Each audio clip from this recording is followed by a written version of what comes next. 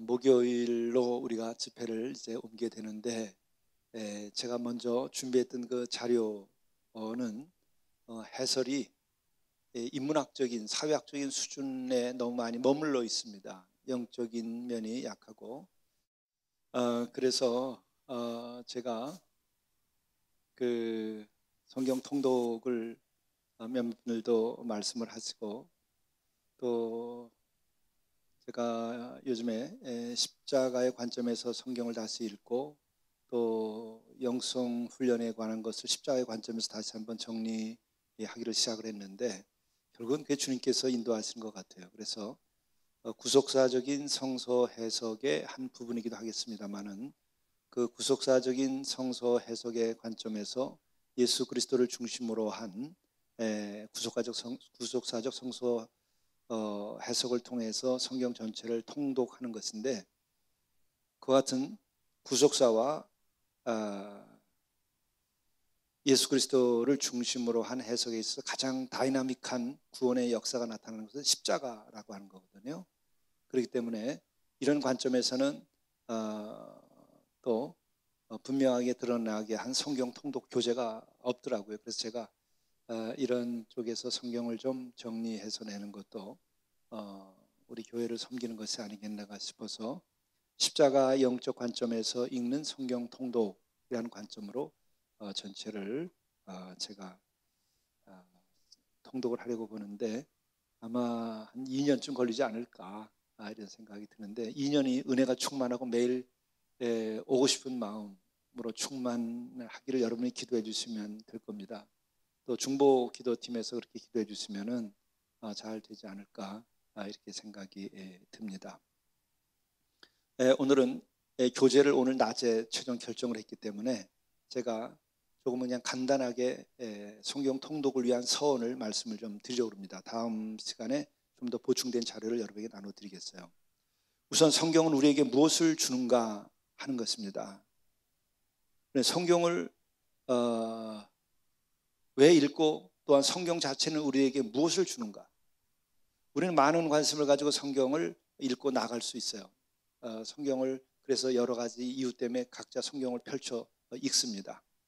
그런데 그런 우리들의 그 접근에 대하여 성경은 여러 가지로 자기의 모습을 계시하고 드러내고 우리들에게 길을 인도하죠. 그러나 성경 자체가 우리에게 정말 주려고 하는 것은 무엇인가?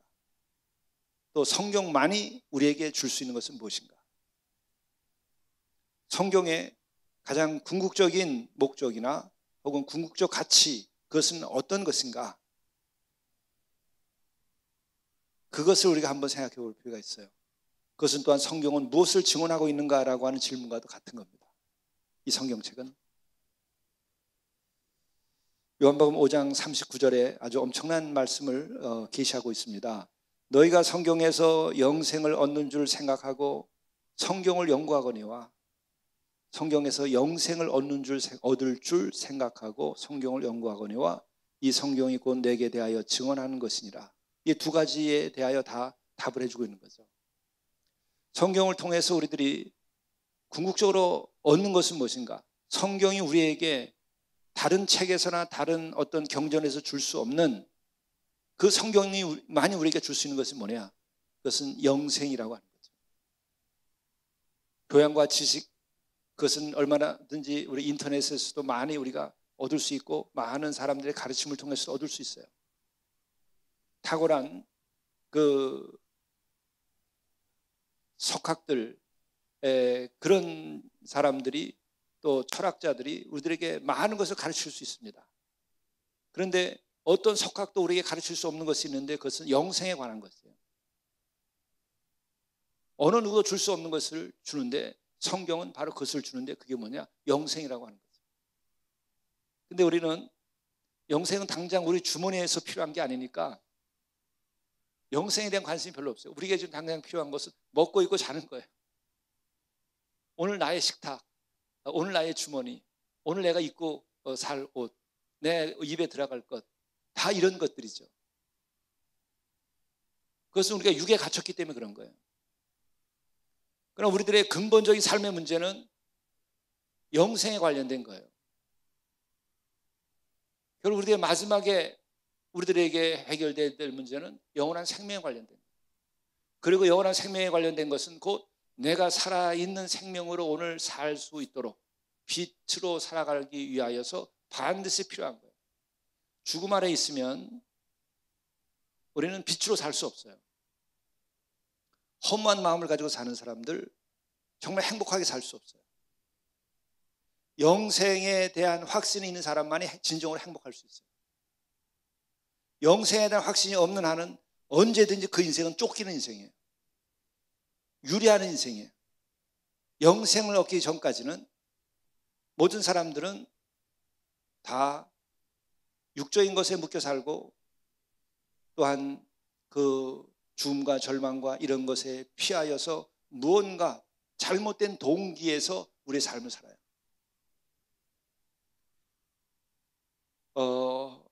어떤 사람은 거룩하게 살 수 있고 어떤 사람은 훌륭하게 살 수 있을까?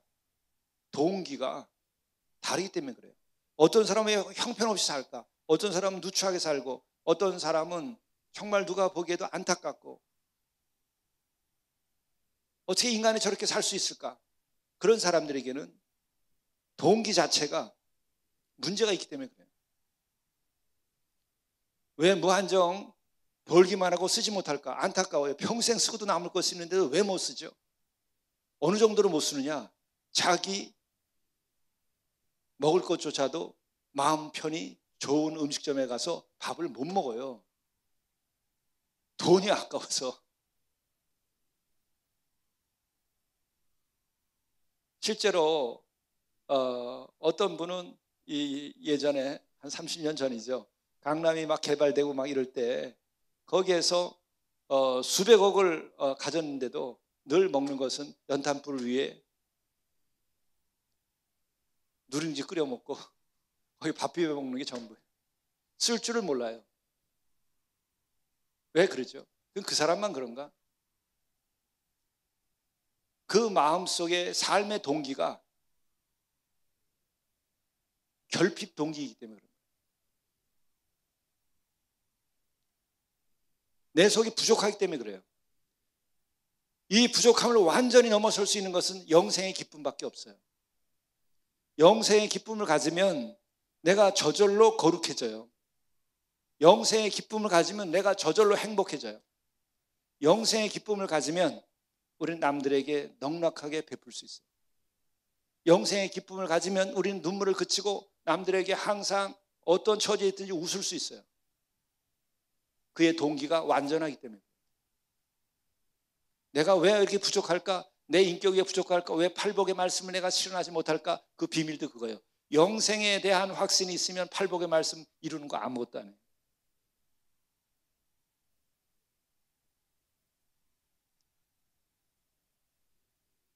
바로 그러면 이 영생에 대한 확신은 성경 말씀을 통하여 우리에게 오는 거예요. 그리고 영생을 얻는 그 과정에 대하여서도 그것은 영적인 것이면서 십자가를 통하여 우리들에게 구원함과 영생이 오는 거예요. 그래서 우리가 예수 그리스도를 중심으로 한 성서에서 그래서 아주 결정적으로 부족한 게 있어요. 그게 맞는데도 뭐가 부족하냐? 십자가의 구원의 역동성이 없기 때문에 그렇고 십자가를 잘못 이해하고 있기 때문에 그래요. 제가 요새 십자가에 대해서 한 3번 산마루 서신에 썼는데 어떤 분이 이상모라고 하는 분이 산마루 서신에서 댓글을 딱 보내왔어요.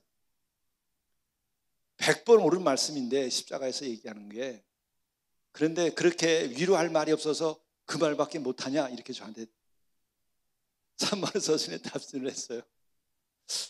그래서 제가 참 이런 사람을 어떻게 도울 수 있을까? 저는 십자가를 생각하면 가장 내 생에 있어서 큰 위로를 얻습니다. 십자가를 바라보면 이거보다 더 큰 위로가 나에게는 없어서 내가 드릴 수 있는 게 이것밖에 없어서 이것밖에 못 썼는데 거기서 위로를 얻지 못하신다고 하니 내가 드릴 게 없습니다. 그건 왜 그러죠? 십자가에 대한 이해가 잘못돼서 그런 거예요. 왜? 십자가를 통해서 구원받지 못하고 십자가를 통해서 예수께서 부활하셔서 그것을 믿는 자마다 영생을 얻는다고 하는 데까지 이르지 않고 십자가는 인간의 죄악됨이 노출된 거거든요. 그리고 그 십자가라고 하는 것은 인간이 얼마나 악한가 하는 것을 노출시킨 사건이에요. 거기에 머물러 있는 거예요. 자기가 양심의 가책은 느낄 줄 아는데 양심의 가책을 넘어선 자유에 이르지 못하기 때문에 그런 거예요. 십자가의 마지막은 거기까지 이르는 거예요. 근데 우리는 십자가에 대해서 알다 말아서 이제 문제가 되는 거예요. 그런 상태가 있으면요, 십자가를 못 져요. 힘이 들어서. 십자가를 지면서 아주 그냥 씩씩거리면서 십자가를 지는 거예요. 분노를 가지고 십자가를 지는 거예요. 그게 거리에서 십자가 지는 대부분의 사람들이 그래요. 그러나 십자가를 통하여 구원받고 죄사함을 받고 영생을 얻은 사람들은 어떻게 해요? 순교하는 순간에도, 내가 죽음을 당하는 순간에도 상대에게 공격하지 않고 상대를 저주하지 않고 기꺼이 모든 것을 다 수용할 수 있는 데까지 이르는 거예요. 그래서 순교자의 조건은 상대에 대해서 공격하지 않아야 돼요. 그리고 도망가지 않아야 돼요. 몇 가지 조건이 있어요. 왜 이게 가능할까? 그에게 영생에 대한 확신이 십자가를 통하여 그에게 왔기 때문에 그런 거예요. 모든 문제의 시작은 바로 예수 그리스도를 영접하여서 그 영접함으로 내가 영생에 대한 확신이 없기 때문에 우리의 모든 행동은 부족한 거예요. 이것이 돌을 닦는 동네와 예수 그리스도를 믿는 동네의 차이예요. 돌을 닦는 동네는 계속 자기의 부족함을 생각하면서 자기를 일깨우죠. 또 씻으려고 노력하죠. 갸륵한 정성입니다. 그런데 해결이 안 돼요. 그러나 우리도 그런 과정에 진지한 것이 있어야만 십자가의 보혈과 능력을 우리가 알아요. 자기의 성찰 과정이 있어야 돼요. 양심의 가책도 느껴야 돼요. 그게 바울이에요. 그러니까 그러한 그 과정을 통해서 오늘 말씀하는 것처럼 성경을 우리가 왜 읽는가? 성경을 왜 연구하는가? 영생을 얻을 줄 생각하고 연구하는 거예요. 목적이 분명해야 돼요. 그거 외에 여러분들이 궁금한 게 있거나 여러분의 동기가 있어도 다 하세요. 괜찮습니다. 나쁜 거 아니에요. 그러나 결국 마지막에 성경을 제대로 읽고 은혜를 받게 되면은 그 다음에는 영생에 도달하는 거예요. 근데 그것은 반드시 십자가를 통하게 되고 그 십자가의 은혜를 통하게 되고 그 십자가의 사랑을 통하게 되는 거예요.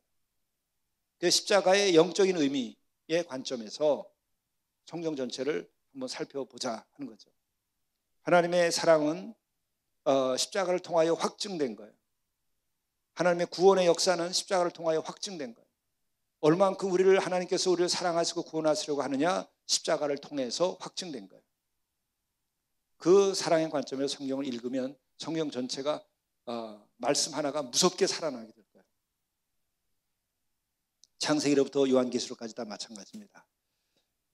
그러면 그 다음에 나온 것은 이 성경은 곧 내게 대하여 증언하는 것이니라. 예수께서 하신 말씀이에요. 이것은 내게 대하여 증언하는 것이다.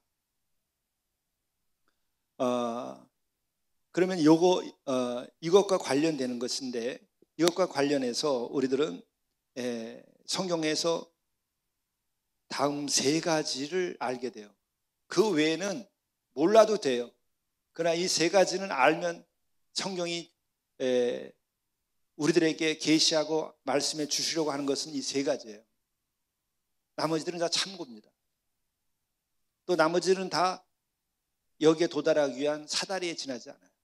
첫째는 뭐냐? 성삼위 하나님에 대하여 아는 거예요. 하나님이 어떤 분인가 하는 것.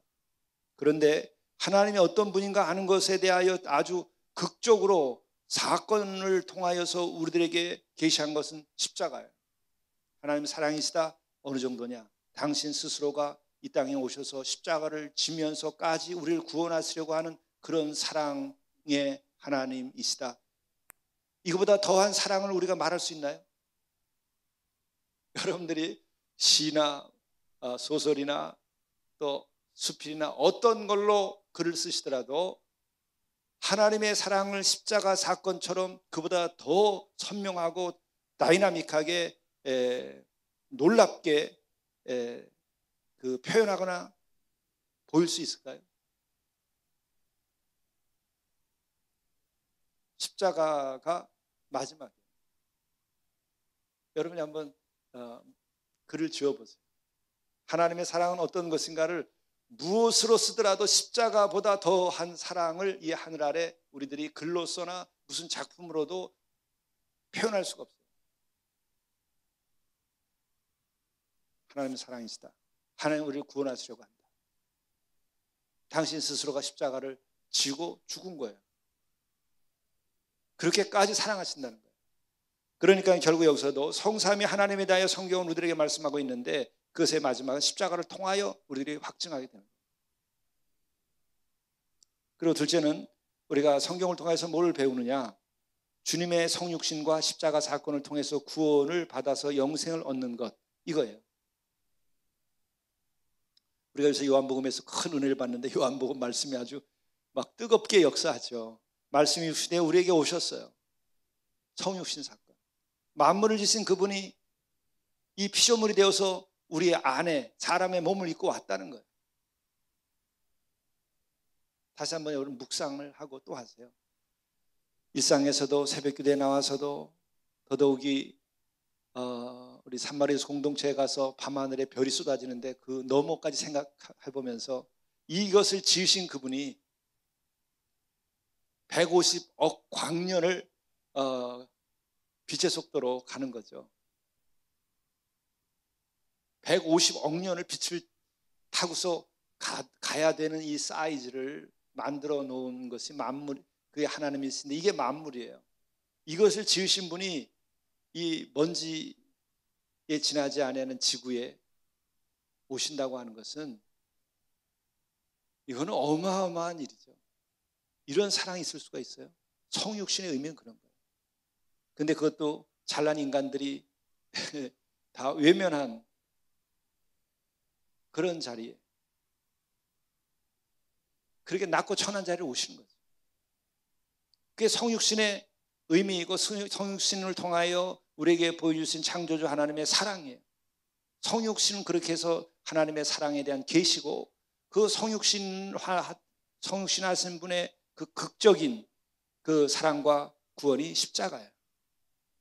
우주에서 십자가가 끝이에요. 하나님의 사랑을 표현할 수 있는 것은 어느 행성, 어느 스타를 가더라도 이와 같은 스토리는 다 통할 거예요.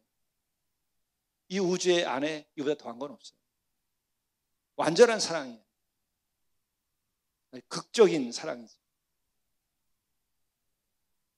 그래서 성경은 이것을 얘기해 주는 거예요. 성육신의 신비와 성육신의 놀라운 사랑, 그리고 그 과정을 통하여서 마지막에는 십자가 사건까지 일으킨 이 구원의 사건, 이것으로 우리를 구원하여서 영생을 얻게 하는 거예요. 다시 영원한 생명의 길로 나가게 한다는 거죠.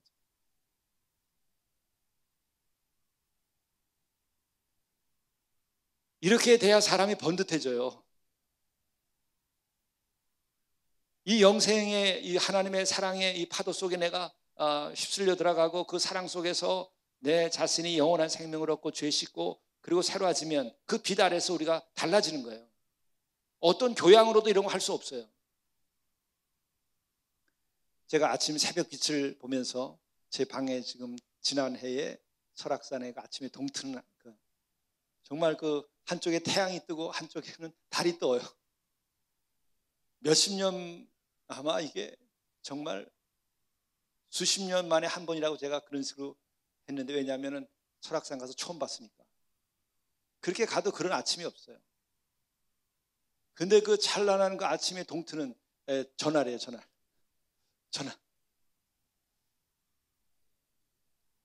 저 사진이 아마 설악산 찍은 사진 중에 어디 가도 없을 거예요. 저 우측이 대청봉이고 저쪽에 펼쳐진 것이 동해 바다예요. 8월에 저런 아침이 없어요. 그런데 저 빛이 찬란하게 떠오르는데 산 위에서 그 빛 가운데 있는데 정말 황홀한 거예요. 거룩한 영광이 빛나는 아침. 근데 저런 그 빛을 느끼면서 영광과 영생을 생각하게 되는 거죠. 그때 마음속에서 그런 생각이 들어요. 야, 이제 죽어도 좋다, 이런 생각이 드는 거예요. 여한이 없다. 뭔가 집착도 다 버리고 정말 오늘 죽어도 좋다. 그게 영생에 대한 기쁨이에요. 영생은 죽음을 넘어서는 자유예요. 그럴 만큼 내 마음에 영적인 기쁨이 충만해진 상태에 있는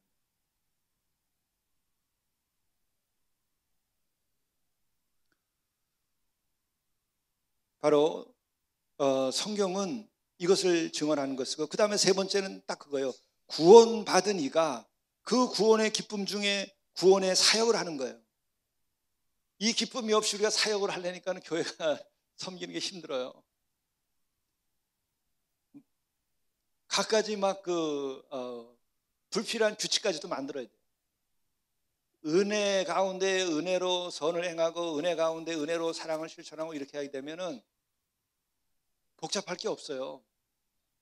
인도하신 대로 내가 선을 행하고 인도하신 대로 남을 도우면 되는데, 그렇지 않게 되니까 많은 규정을 만들게 돼 있어요. 왜? 선을 행하는 것은 위험한 거기 때문에. 선을 행함으로 우리는 나 자신을 드러내게 되기 때문에. 이것을 해결하는 방법은 도덕을 가르쳐 갖고 되는 거 아니고, 사회학을 가르쳐 되는 거 아니죠. 법률 가지고 되는 거 아니죠. 그런 걸로는 제어만 하는 거죠. 거긴 자유가 없어요. 그러나 구원받은 영생의 기쁨을 가지고 그 기쁨으로 우리가 행할 때에는, 우리가 선을 행하거나 구원의 사역을 할 때 어려움이 없어요. 죽기까지 충성해도 괜찮은 거예요.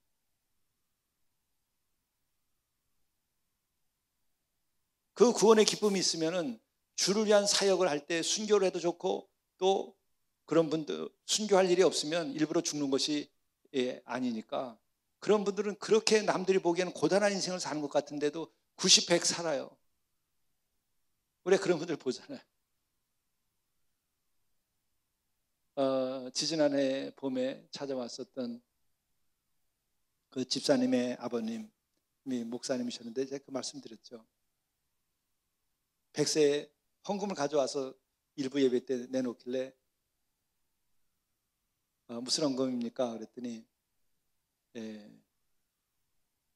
돈이 이렇게 이제 드러나 있는데,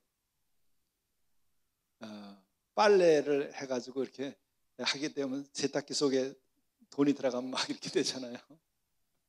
그런 것을 3만 몇천 원을 넣어가지고 내놓는 거예요. 그러면서 우리 아버님 떠나셨는데 아버님 옷을 빨아가지고 어려운 사람들한테 나눠주려고 하다 보니까 그 속에 돈이 있어가지고 했다. 근데 아버님이 100세까지 사셨는데, 아버님이 원로 목사님이세요. 은퇴 전에도 그랬고 은퇴 후에도 돈만 생기면 거리에 나가서 어려운 사람 도와주고 서울역에 늘 찾아다니시고 그랬대. 근데 100세에 딱 떠나셨대. 그래서 제가 물었다고 그랬잖아요. 얼마 누웠다 가셨습니까? 아침 11시에 누우셔서 오후 2시에 떠나셨어요. 내 기억에 1시, 2시간? 이 생명 연장술을 갖다가 본인이 원치 않으시기 때문에 안 했는데, 그래서 2시간 동안 뭐 하셨습니까? 그랬더니 미국에 있는 아들에게 전화해가지고 내가 너를 사랑한다. 마지막 전화. 그리고 따님이 모셨어요. 따님한테는 내가 나를 이렇게 사랑하고 돌봐줘서 고맙다.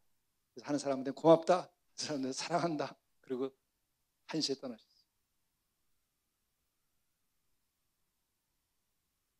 누가 보면은 고단한 인생을 살았지만은, 그러나 그 안에는 고단함으로 느껴지지 않은 그 영생의 기쁨이 있는 거예요. 모세가 120을 살았으면 그렇죠. 그러니까 저 자신도 그 영생의 기쁨이 떨어지면 힘이 떨어지고, 영생의 기쁨이 샘솟으면 다 괜찮은 거죠. 여러분도 마찬가지예요. 이거는 윤리와 도덕으로 얻을 수 없어요. 교양으로 얻을 수 없어요. 지식으로 얻을 수 없어요. 돈으로 얻을 수 없고 권력으로 얻을 수 없어요. 내가 진정으로 그리스도를 통하여 죄 사함을 받고 구원함을 받았다는 확신 속에서 내 속에서 영생의 기쁨이 솟치느냐 솟구치지 않느냐에 달려있는 거예요. 그것이 있으면 그때부터 기쁨 중에 범사에 감사하면서 우리가 구원의 사역을 할 수 있는 거예요. 그러면 천국을 누리며 전도함으로 하나님의 나라와 그 의를 이루어가는 삶을 사는 거예요. 힘들게 하는 거 아니에요. 그러니까 여러분들이 저를 보고 아유, 우리 목사님 정말 힘들어 보인다. 그는 영생의 기쁨이 떨어져서 그런 거예요.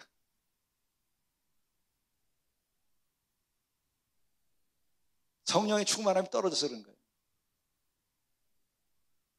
그러니까 우리는 우리의 문제를 해결하고 할 때에는 먼저 세상적인 것을 따지지 말고, 환경과 조건과 상황을 따지지 말고 나와 주님과의 관계를 먼저 생각하셔야 돼요. 나와 주님과의 관계를 생각해서 내가 진짜 구원받았을 때 그 기쁨과 감격을 나에게 오늘도 달라고 기도하고, 그래서 그 영생의 기쁨이, 영원한 기쁨이 내 안에 임하게 되면, 그럼 내가 달라지면 세상은 낮아 보여요. 문제는 작아져요. 그리고 돌파할 수 있는 길이 보여요. 두려워하면 길이 보이지 않아요. 두려워하면 세상이 다 높아요, 나보다.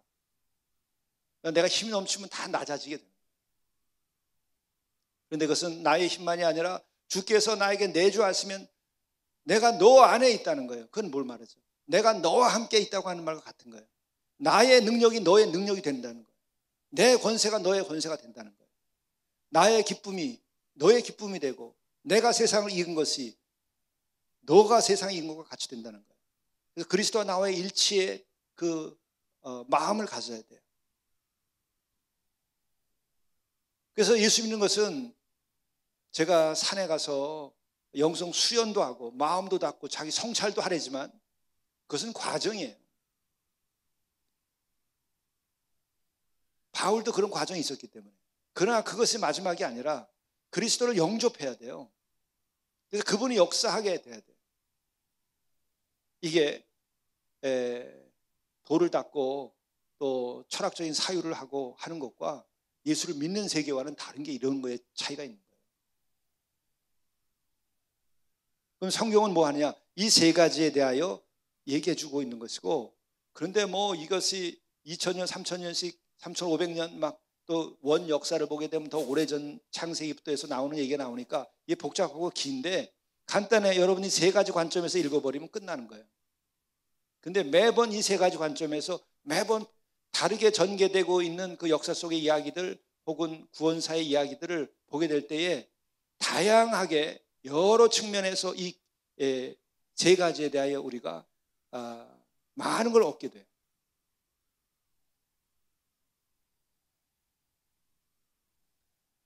그 성경은 말씀이 육신이 되어 우리 안에 거하시는 예수 그리스도에 대한 증언을 궁극적 목표로 삼고 있습니다. 말씀이 육신이 되어 우리 안에 거하시는데 그 예수 그리스도에 대한 증언을 우리 하는 것이고, 바로 그 예수 그리스도는 아버지 하나님께로 가는 길이요 진리요 생명이며 주를 알므로 보이지 아니하며 시공을 초월하여 계신 하나님의 아버지를 알게 됩니다. 그 예수 그리스도를 통하여 우리가 하나님을 온전히 알게 돼요.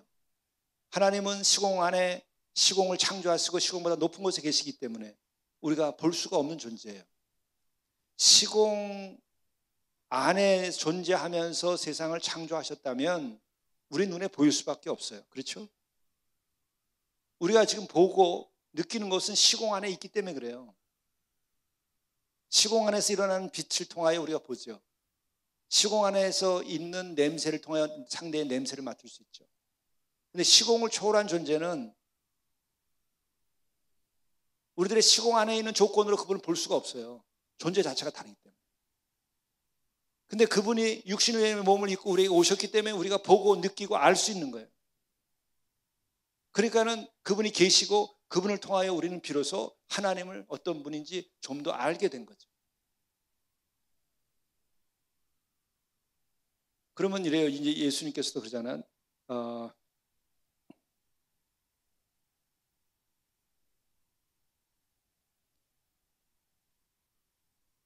예수께서 이르시되 내가 곧 길이요 진리요 생명이 나로 말미암지 않고는 아버지께로 올 자가 없느니라. 너희가 나를 알았더라면 내 아버지도 알았으리로다. 이제부터 너희는 그를 알았고 또 보았느니라. 그러잖아요. 예수님을 봤으면 하나님 아버지를 이제 보게 되는 거죠.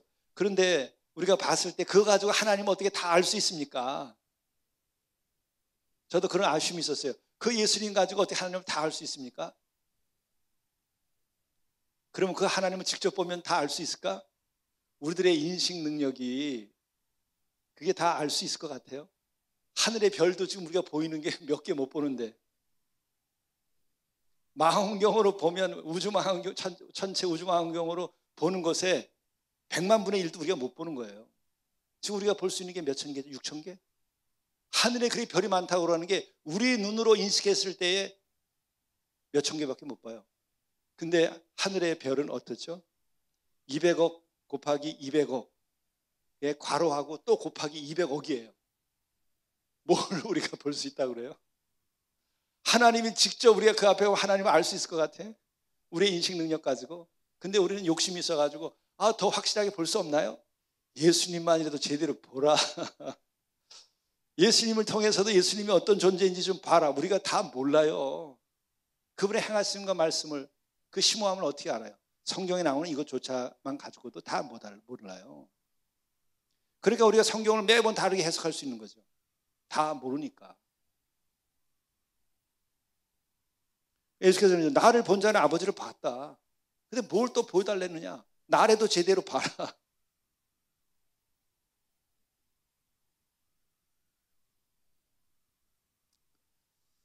그리고 그 예수를 보면 그게 곧 길이고 진리고 생명이다. 우리는 그런 예수를 보지도 못하고 인간 예수가 어떻고 그냥 떠들고 수도 없이 떠들어요. 신학하는 사람, 신학 그 논쟁들을 보면. 그래서 우리가 깨닫는 것은 욥의 위대함을 보는 거예요. 그렇게 많이 떠들다가 옳은 소리 가득 채우게 정말 최고의 종교학적인 얘기를 다 했죠. 욥이. 성경을 뒤져보세요. 욥만큼 그렇게 심오한 얘기를 한 사람이 누가 했나. 그러나 그 끝에 입을 닫겠습니다. 제가 뭐 알 수 있겠습니까? 이제는 당신에게 묻겠습니다. 그래서 알고 아는 척하는 것은 아직도 먼 거고, 마지막에 침묵을 통해야 돼요. 그리고 침묵을 넘어가게 되면 우리는 경외심 가운데 침묵 속에서 질문을 갖든지 또는 그를 그냥 바라보는 거예요. 그래서 관상이라는 거예요. 관 하나에 보는 거예요. 알려고 하지 않고 언어적인 분석을 끝내는 거예요. 중지하는 거예요. 그렇잖아요. 여러분들이 정말 어머니의 그 모성의 위대함을 우리가 생각하게 되면 그냥 어머니만 바라보죠. 우리 어머니가 고향이 어디실까? 우리 어머니 몸무게가 얼마고 우리 어머니는 얼마나 배우셨고 아는 게 얼마일까? 이렇게 하나요? 그냥 그 어머니가 위대해서 바라보는 거예요. 어머니의 사랑을 알고. 우리들이 철이 들어서 하나님에 대하여 많이 알게 되면 그냥 바라보는 거예요. 십자가를 바라보고 예수님을 바라보는 거예요. 거기까지 이르러야 돼요. 그 전에는 이것저것 뒤져서 알아야 돼. 근데 성경을 통해서 우선 좀 알긴 더 알아야 되죠. 그런 다음에 결국은 바라보는 거예요. 그분 앞에.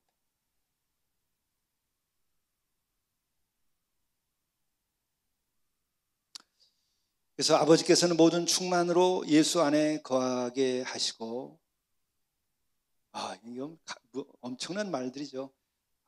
하나님 아버지께서는 모든 충만으로 예수 안에 거하게 하시고 그의 십자가의 피로 화평을 이루사 만물 곧 땅에 있는 것들이나 하늘에 있는 것들이 그로 말미암아 자기와 화목하게 되기를 기뻐하심이라. 다 하나님께 등을 돌리고서 살아가는 이 피조물들이 예수 그리스도의 사랑의 이것으로 인하여 회복이 되는 거죠.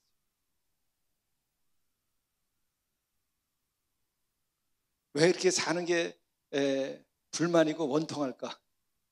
사회적인 문제가 해결되면 해결될 것 같아요? 해결 안 됩니다. 그러나 간단해요. 내가 죄사함 받고 내가 주께서 내 안에 거하시고 내가 영원한 생명의 충만함을 가지면 모든 문제는 해결돼요.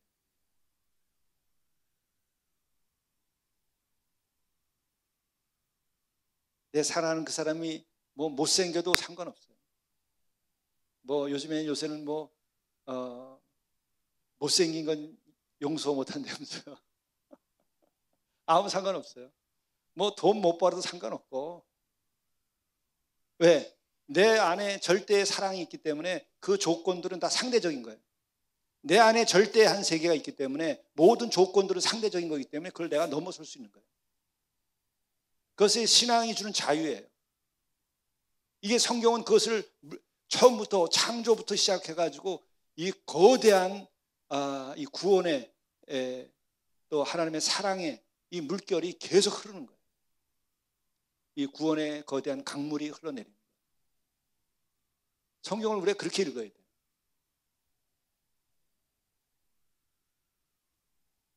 내가 그리스도와 함께 십자가에 못 박혔나니 제일 마지막에는 그런 거죠. 내가 그리스도와 함께 십자가에 못 박혔나니 그런즉 이제는 내가 사는 것이 아니요. 여러분, 우리가 진짜 예수 믿고 구원받기 전에는 나라는 것이 제일 골치 아픈 존재예요.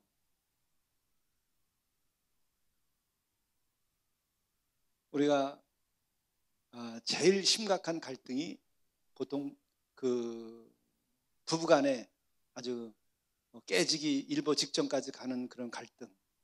그래서 이제 그 가정 법원에 그 이제 조정하고 뭐 이러는 과정들이 있다 그러잖아요. 근데 그런 갈등은 결국 내 속에 있는 문제의 반영이에요. 그리고 그것이 얼마나 나를 고통스럽게 하는 건지. 물론 우리가 배반도 당하고 막 이런 것도 있죠. 근데 배반을 당해도 좋아요. 어쨌든 내가 상처를 입어도 내 안에 있는 상처 때문에 고통받는 것이고, 배반을 당해서 또 혹은 서로 간에 그러한 심각한 문제가 발생하기까지는 내 안에도 뭔가 문제가 있었던 거예요. 상호적인 거기 때문에. 그러니까 그 문제 덩어리가 죽어야 돼요. 내가 죽어야 살아요. 다른 방법이 없어요. 내가 죽으면 그냥 아주 죽여주십시오 하는 데까지 가면 내가 살아요. 십자가에서 나를 죽이란 말이에요.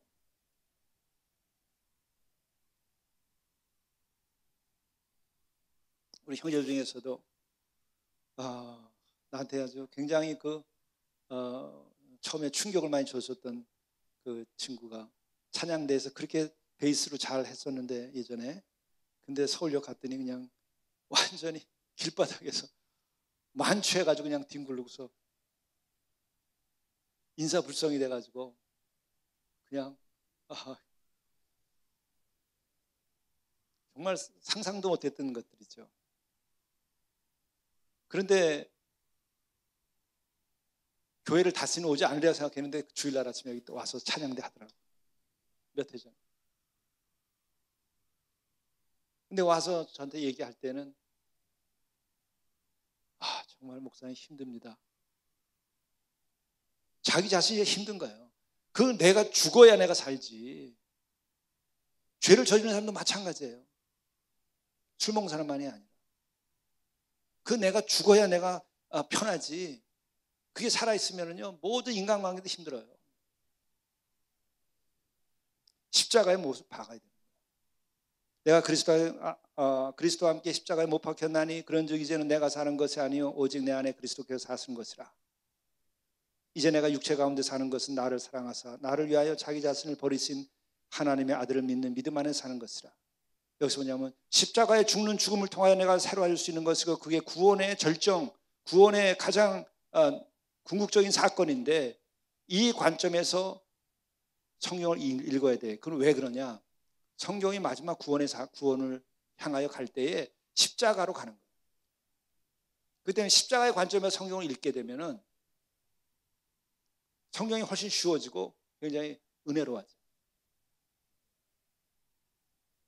왜냐하면 성경을 여러 많은 말씀 가운데서도 그런 그 구원의 사건을 증언하기 위하여 말씀이 기록된 것이고 그 안에서 통일된 거예요. 편집을 했다 하더라도 뭐 학자들이 얘기하는 것처럼 인문학적으로 성경을 읽더라도 결국 편집을 했더라도 그 목표는 구원을 향하여 가는 거예요. 그렇기 때문에 제가 십자가의 영적 관점에서 성경을 통독을 하자고 하는 것이고 그럼 매번 은혜가 충만하게 될 겁니다. 성경 읽는 거 재밌을 거예요. 성경 그럼 골치 아픈 게 아니라 이렇게 읽으면 될 겁니다.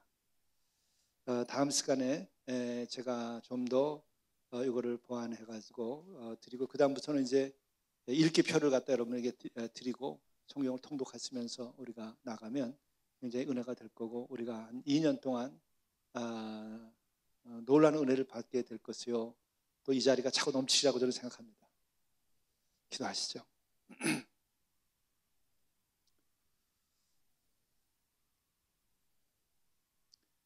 생명의 말씀,